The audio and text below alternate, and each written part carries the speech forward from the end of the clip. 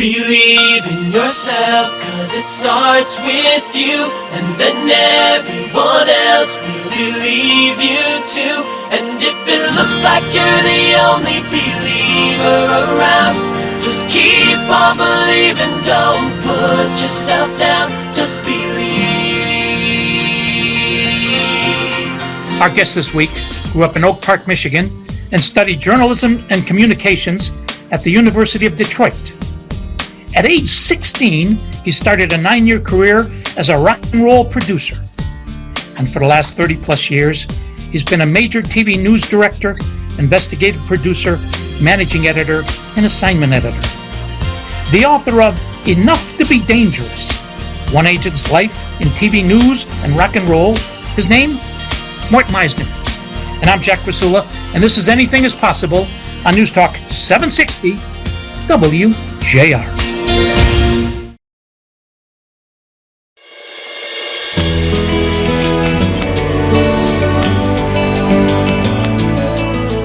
I'm Jack Rasula. This is Anything is Possible, and we're talking to Mort Meisner, the author of Enough to Be Dangerous, One Agent's Life in TV News and Rock and Roll.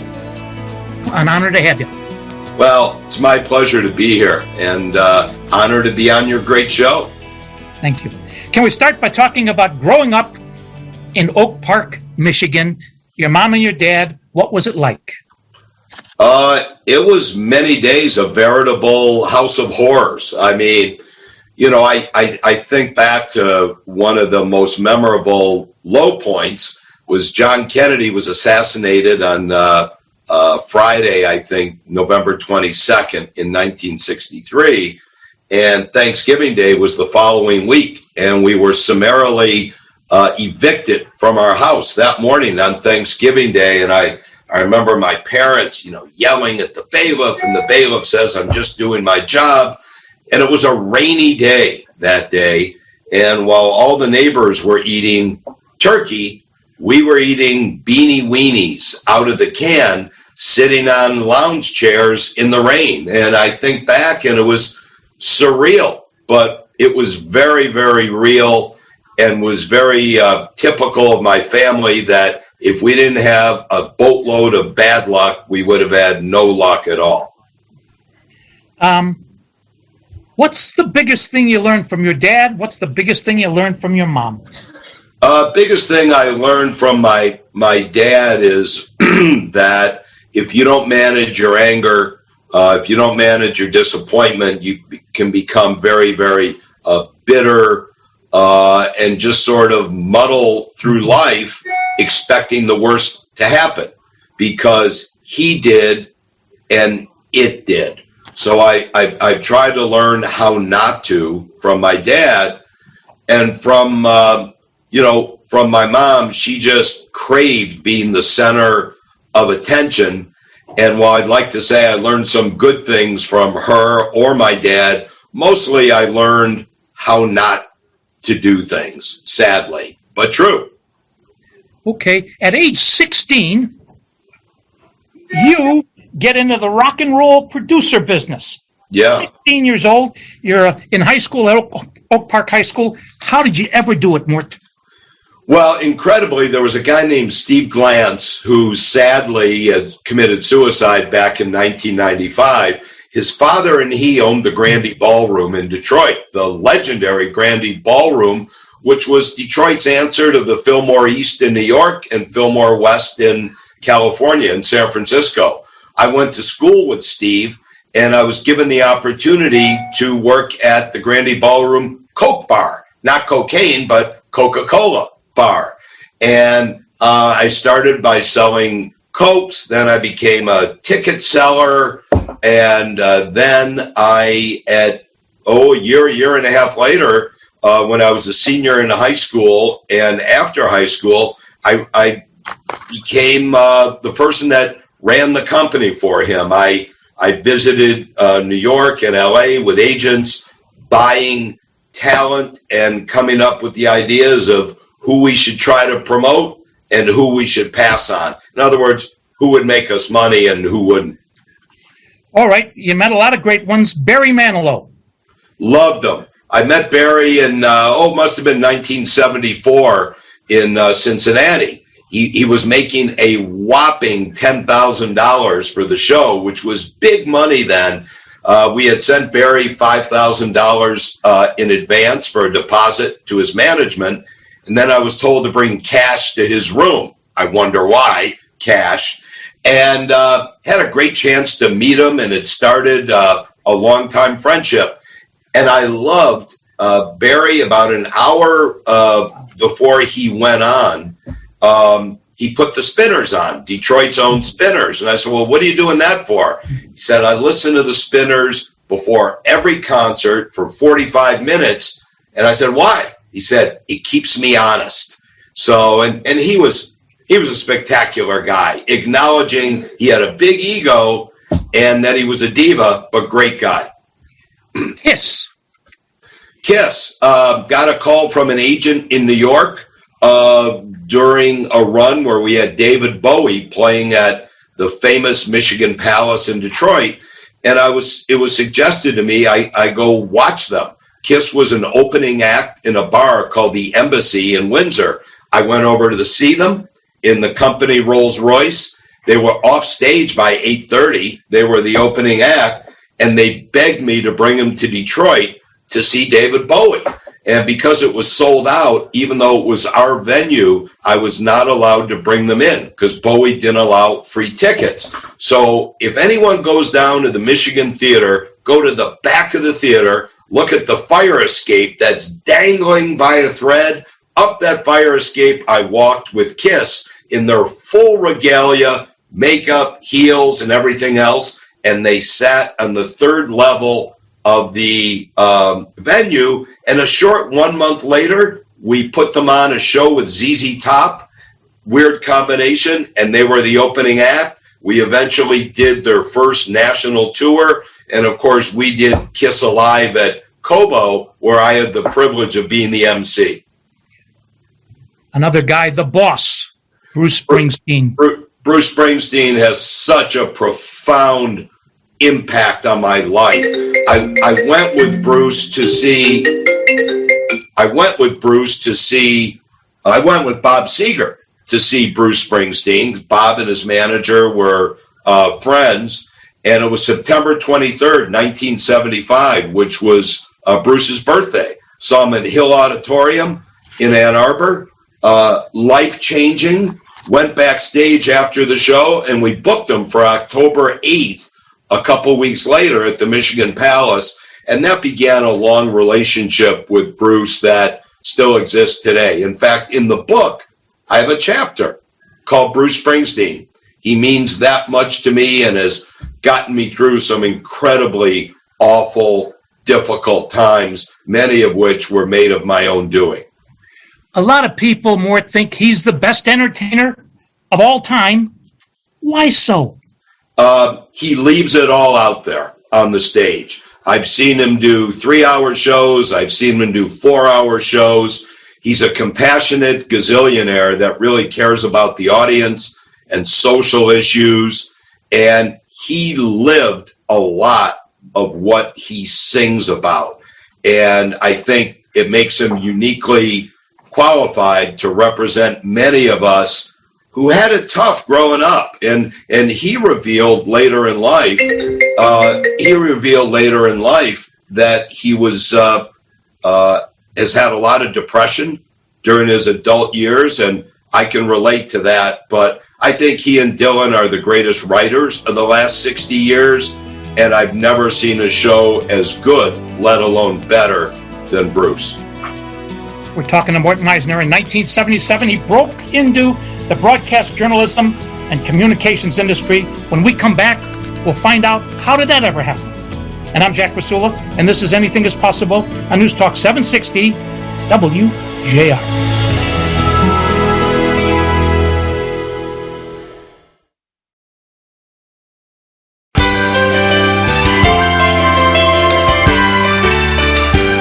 This is Anything is Possible. I'm your host, Jack Rasula. We're with Morton Eisner.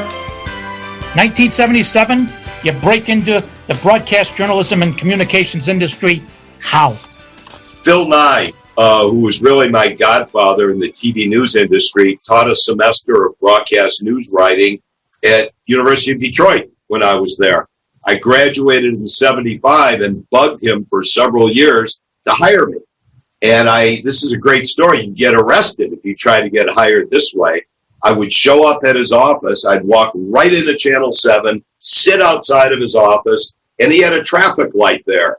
Green, yellow, red. His was always red. You never went into his office. He walked out one day of his office, took his glasses off, and looked at me and said, "Are you here again?"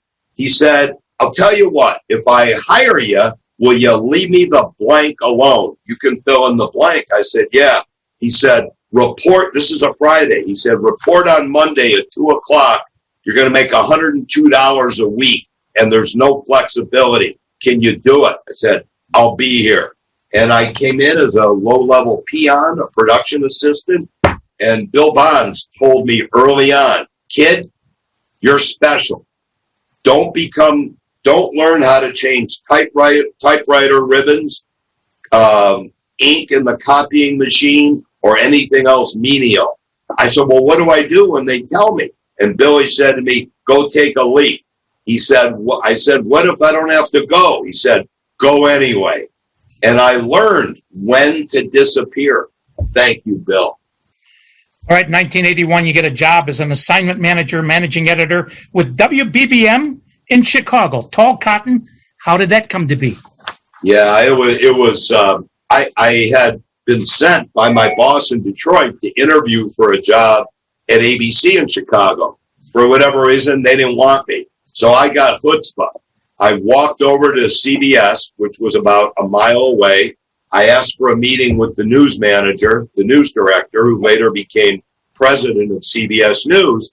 He said, "Kid, I don't have any jobs, but I like you." He says, "I like your chutzpah." He was a Jewish guy.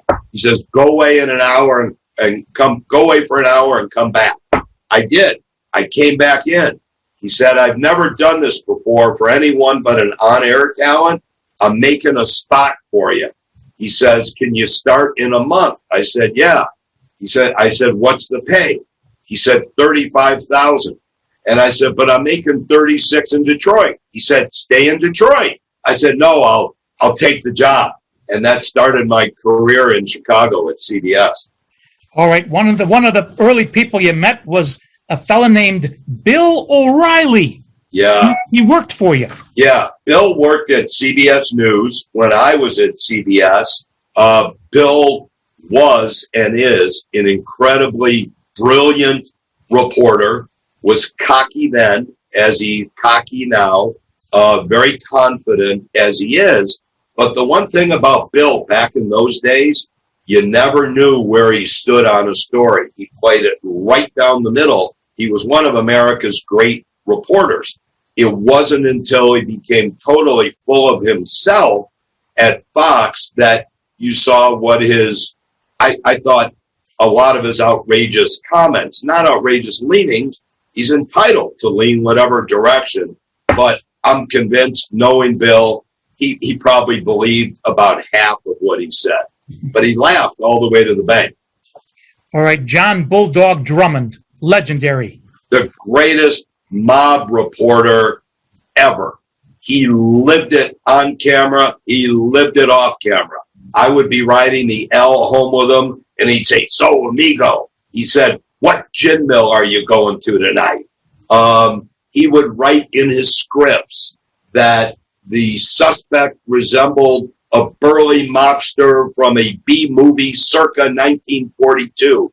If you asked him what the status was on a particular hit job, he'd pull a tattered yellow clip out of his suit coat. He just lived it, and he used to call me the Motor City Madman, and the greatest mafia reporter I ever worked with anywhere. All right, guys, if you want to learn more, www.mortmeisner.com. Mort, 1984, you hire a lady named Oprah Winfrey. Yeah, incredible. So my team of a guy named Bill Applegate and Dennis Swanson, who later became president of Fox News. We hired this little-known woman from Baltimore where she was a news person. We bring her to ABC in Chicago, WLS. We put her on the news as a news anchor. Not very good. Not horrible, but not very good. We also gave her a talk show that aired at either 9 or 9:30 in the morning, I forget. And we thought it would be a niche that she would have great appeal to African-American females. And that would be the extent of it, but a very desirable audience. Well, 3 or 4 months later, it was clear she had crossover universal appeal, and the rest is history. Incredibly talented, nice woman. And what I'm struck about with her is not only a terrific interviewer, but she was very caring and compassionate, not just when it came to her guests, but her workers. She treated her workers incredibly, lavishing them with gifts, taking them on European trips, and was always very kind. But I always wonder, I never got a Hanukkah present from her. I never got any present from her. But it's still early. It's still early. Yeah. It's still early. Okay. You've interviewed a lot of on-air talent. Yeah. How does one identify that that person has the it factor? By the way they command a room's attention, whether they're being interviewed or if they're giving a commentary, or in the case of someone like Bill Bonds, and we're in Detroit, and most everyone knows who Bill is or was, he had a command presence, and people like him and people like Mike Wallace and Morley Safer on that front. They just had an incredible presence. But one of the greatest people I ever met on air or off air was the late astronaut and Senator John Glenn, who came to my office at ABC one time when he was running for president. And you would have thought I was the guest in his office with the way he and his wife Annie treated me. Amazing man, but nothing equals my meeting and interviewing Pope John Paul and Mother Teresa, the two greatest people I ever met. You knew you were in the presence of future saints. No doubt about it. We're talking to Mort Meisner, who's earned 9 Emmy Awards in his career. And I'm Jack Krasula, and this is Anything is Possible on News Talk 760 WJR.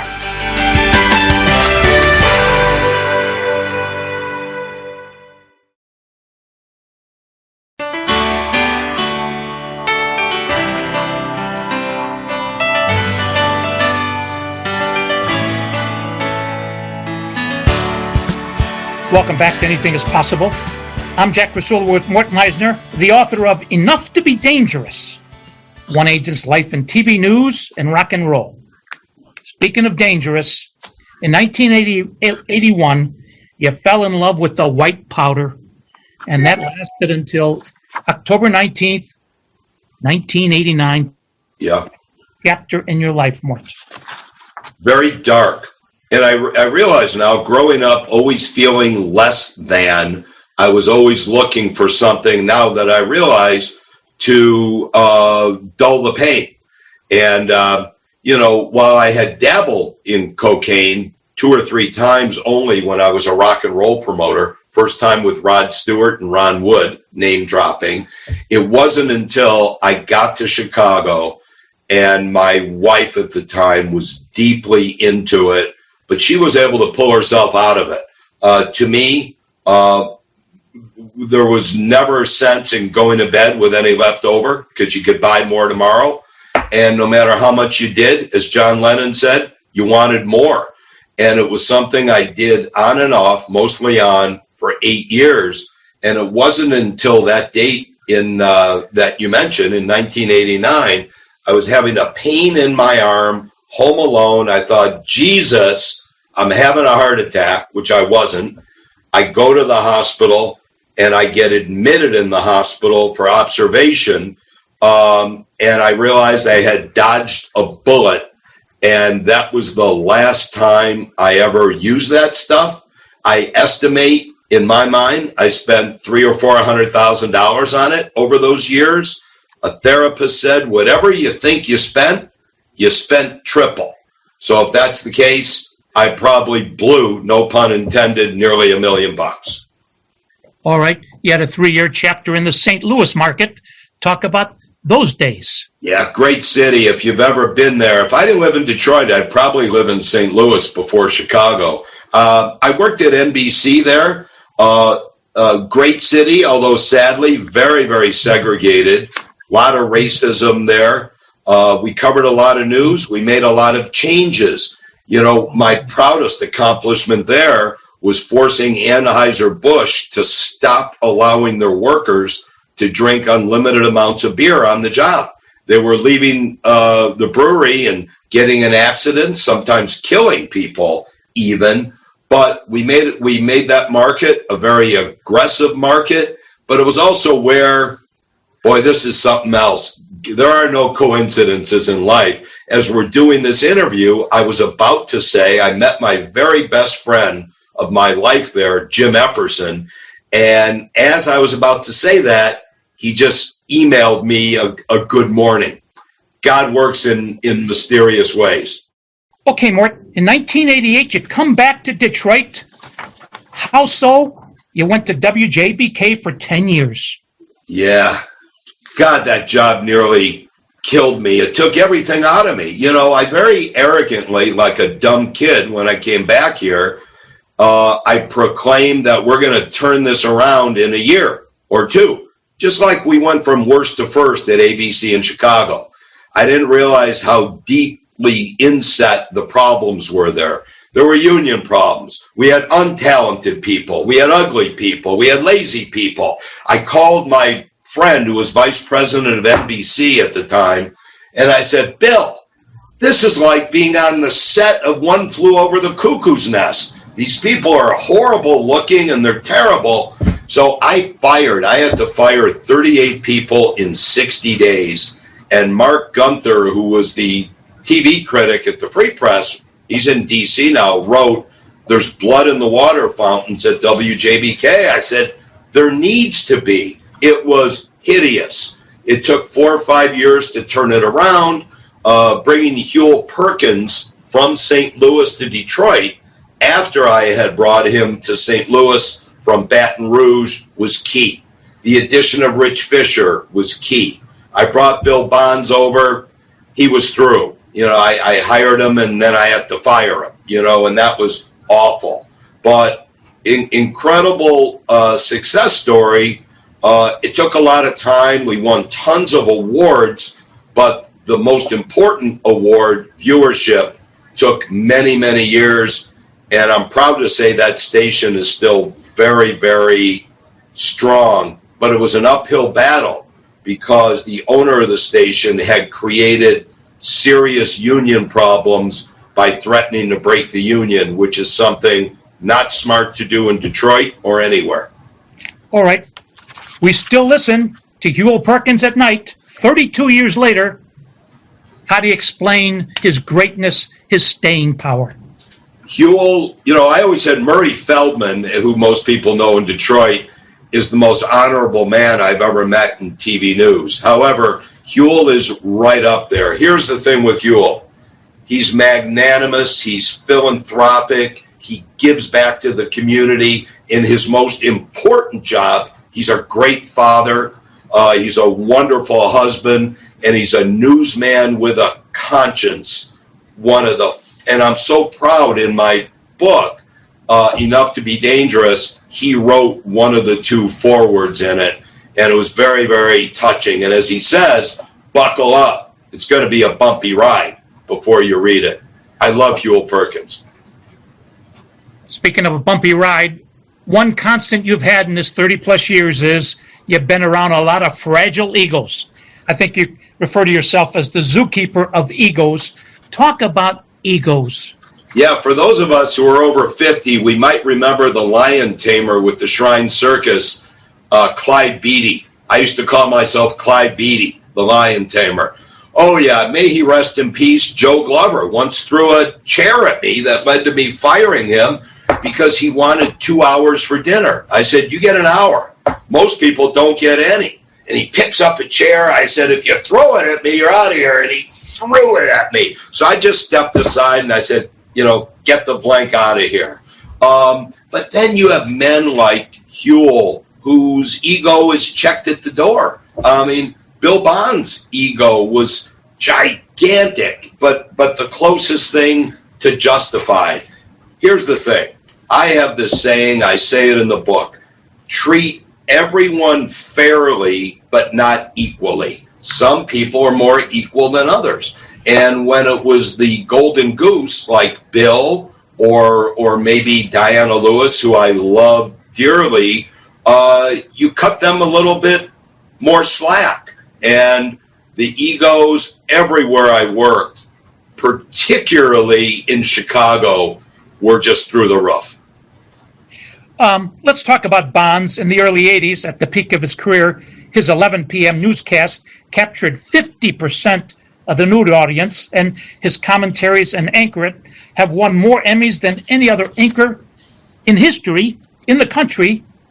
2 stories about Bill Bonds, if you would. Yeah, one incredible story is the night Hubert Humphrey was lingering near death. I was a peon. This was in the late 1970s. Billy comes to my desk and he said, hey, kid, I want you to go stand at the United Press International machine. And if Humphrey buys it during the news, he says, I don't give a damn what time it is. Come down into the studio. 10 bells go off, suggesting a bulletin at 11:24. I grab the copy, I run down these stairs, up these stairs, down the other stairs, and I go into the studio, and Bill Bond says, Morty Meisner has just walked into the studio. What do you have, kid? And he says, Morty Meisner confirming, Hubert Humphrey dead. Bill then tells the the floor manager, we're running over. Don't rat me. And he does a 7-minute and 42-second obituary. And I say to Bill later that night at the bar, Mr. Joe's, Billy, that was the most incredible ad lib I've ever heard. And he looks at me and says, kid, there are no ad libs, meaning it was just committed to his brain. My other lighter Billy story is Hull, Michigan is known as the melon capital of the Midwest. So my boss made the mistake of having the 2 melon queens bring cantaloupes to the studio. Bill is anchoring the 6 o'clock news this day, or the 5 o'clock, with John Kelly, who passed away not too long ago. And the women were supposed to bring the cantaloupes out onto the set during a break. Well, instead, they missed it, so Bill invites them onto the set live. And they're in these scantily clad bikinis bursting out of them. And Bill on live TV says, sister, put the cantaloupes on the anchor desk and you can put your melons there as well. So those are 2 of the great Bill stories. And I could talk for hours about Bill, and he was very, very good to me and taught me a lot. We're talking about Meisner, who's a world-class change agent. And I'm Jack Rasula, and this is Anything is Possible on News Talk 760 WJR.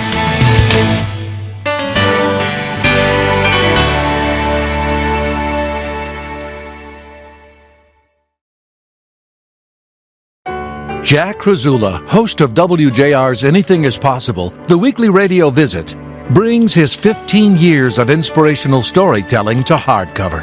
With God, anything is possible. Anything is possible. 15 of Jack's more than 750 tales of defeating odds and achieving the extraordinary. Like Bob Woodruff, whose job covering the war in Iraq nearly cost him his life. And Nick Vujicic, the limbless evangelist who has stunned millions with his message of acceptance and grace. With God, anything is possible. Order now while signed copies are still available at trustinusllc.square.site. That's trustinusllc.square.site. And as Jack says, Make it a great week, because with God, anything is possible. Spohom. Anything is possible.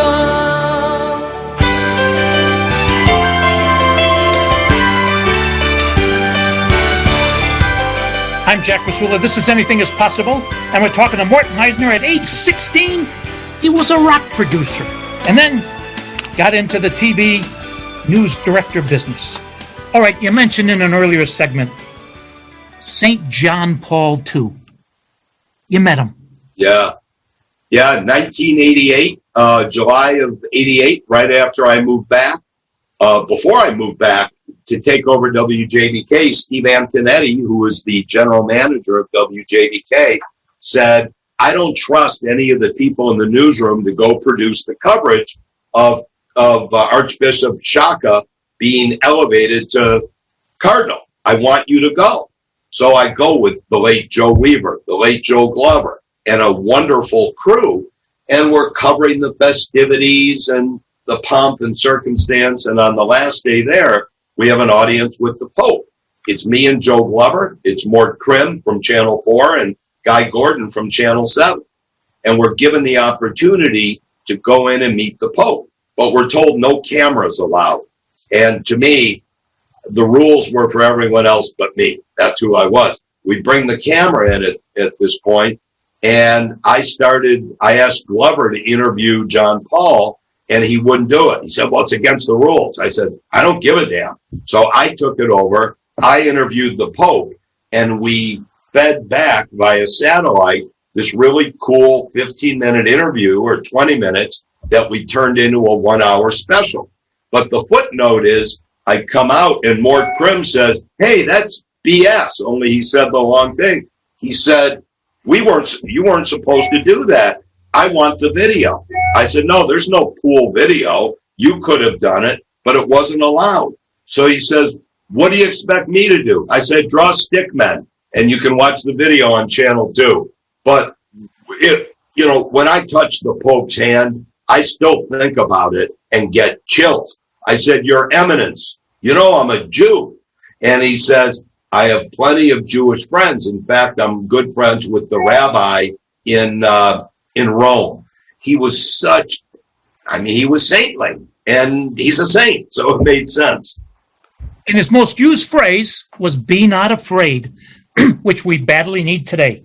Okay, speaking of being not afraid, you believe that the best female anchor you ever worked with was Diana Lewis. Yeah, she is. And Diana is a wonderful friend.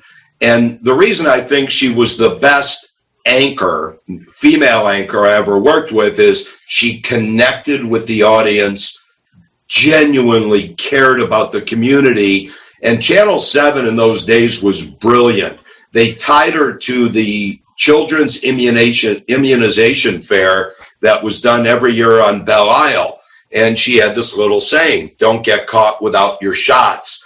And that really helped grow her in the community. She was the perfect partner with Bill Bonds. They fought like cats and dogs for the first 5 or 10 years, but the last 20 years together, they were inseparable. Nobody cried harder at Bill's funeral other than Diana. Magnificent newsreader, magnificent person, pillar of the community. And I have the privilege of representing her beautifully talented and wonderful daughter, Glenda, who anchors at Channel 7 still today.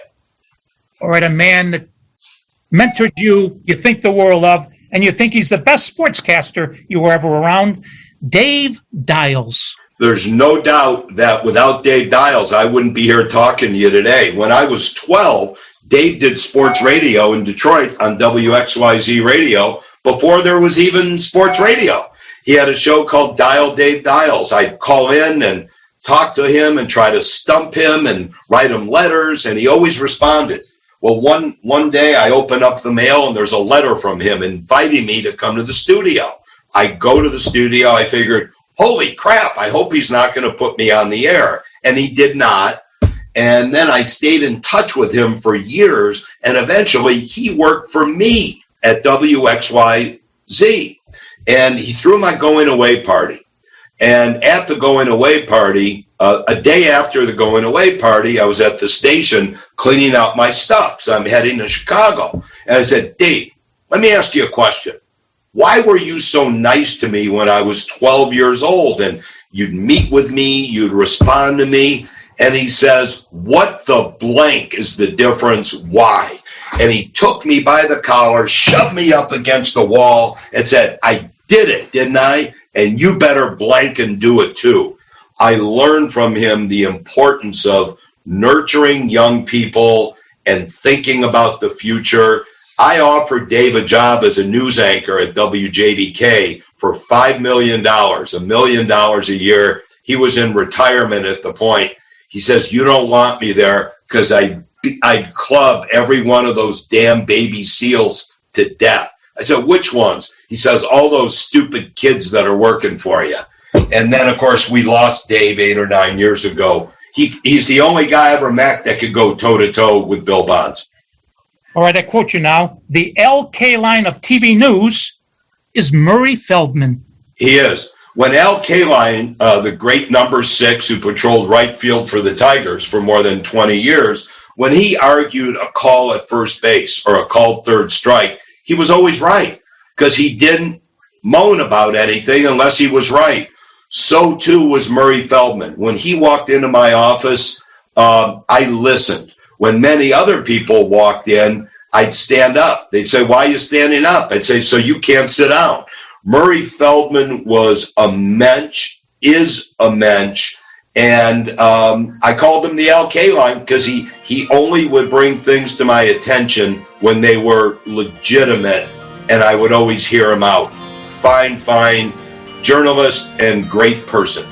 Mort Meisner, your new book, Enough to be Dangerous, One Agent's Life in TV News and Rock and Roll, is a hit. Thanks for all you've done in Detroit, St. Louis, and Chicago, and keep up the great work. Oh, God bless you. What an honor this is. And Jack, we've just met fairly recently. What a gentleman you are and wonderful show. Thank you so much from the bottom of my heart. Please join us next Saturday. Until then, I'm Jack Krasula. Thanks for listening, and make it a great week because with God, anything is possible. Spohom. Believe in yourself.